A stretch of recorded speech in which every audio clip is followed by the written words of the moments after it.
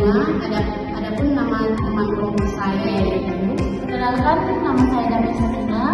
Perkenalkan, nama saya Kastika Triustari. perkenalkan nama saya Leni. Perkenalkan, nama saya Doni.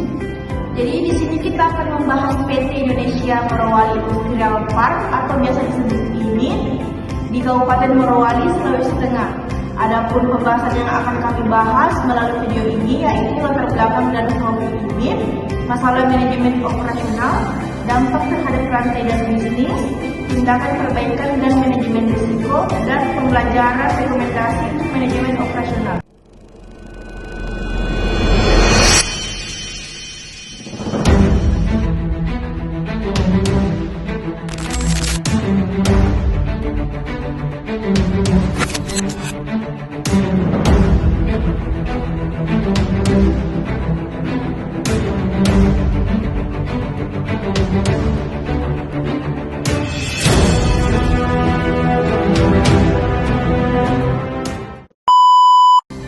Indonesia Morowali Industrial Park atau IMIP terletak di Kabupaten Morowali, Sulawesi Tengah.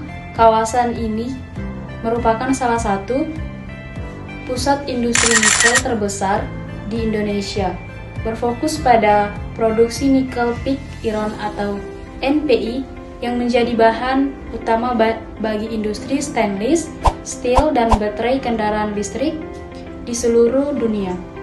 IMIP mempekerjakan sekitar 85.000 pekerja dengan 93% berasal dari Pulau Sulawesi. Produksi NPI di IMIP pada tahun 2024 mencapai 4,67 juta ton, menjadikannya salah satu produsen nikel terbesar di Asia. Selain skala produksi yang besar, IMIP juga memiliki posisi strategis dalam rantai pasok global karena nikel dari kawasan ini diandalkan untuk memenuhi permintaan pasar internasional yang terus meningkat. Kawasan ini bukan hanya pusat produksi, tetapi juga simbol pengembangan industri berat Indonesia yang mendukung pertumbuhan ekonomi nasional. Masalah manajemen operasional dan kecelakaan kerja. Meskipun memiliki skala produksi yang besar, IMIP menghadapi berbagai masalah serius dalam manajemen operasional, terutama terkait keselamatan kerja. Salah satu contoh paling tragis terjadi pada tanggal 24 Desember 2023, ketika ledakan tungku smelter menewaskan 21 pekerja dan melukai 38 lainnya. Kasus ini bukanlah insiden tunggal. Sepanjang periode 2015 hingga 2023, tercatat 93 kecelakaan kerja di fasilitas nikel di Indonesia, dengan IMIP menjadi salah satu lokasi yang paling rawan. Banyak kecelakaan disebabkan oleh prosedur keselamatan kerja yang tidak memadai, pengawasan yang lemah, serta risiko lingkungan dari limbah tailings yang tidak terkontrol. Situasi ini menegaskan bahwa manajemen operasional yang efektif harus selalu memprioritaskan keselamatan pekerja selain produktivitas. Dampak terhadap rantai pasok dan industri hilir. Gangguan operasional di IMIP memiliki dampak yang luas terhadap rantai pasok nikel dan industri hilir di Indonesia maupun internasional. Nikel yang dihasilkan oleh IMIP digunakan sebagai bahan utama untuk baterai, kendaraan listrik, dan industri stainless steel di seluruh dunia. Setiap kali produksi terganggu akibat kecelakaan atau penghentian operasional, pasokan global terhambat yang dapat menimbulkan kerugian finansial dan memengaruhi reputasi perusahaan serta negara sebagai produsen. Tekanan operasional di IMIP sangat tinggi karena tuntutan produksi yang besar. Namun, hal ini sering mengorbankan aspek keselamatan pekerja. Dampak ini menunjukkan bahwa manajemen operasional yang buruk tidak hanya menimbulkan risiko internal, tetapi juga memengaruhi sektor industri hilir dan rantai pasar global. Tindakan perbaikan dan manajemen risiko setelah kecelakaan dan berbagai pelanggaran yang teridentifikasi, pemerintah melalui Kementerian Lingkungan Hidup dan Kehutanan melakukan inspeksi di IMIP dan menemukan pelanggaran lingkungan yang serius.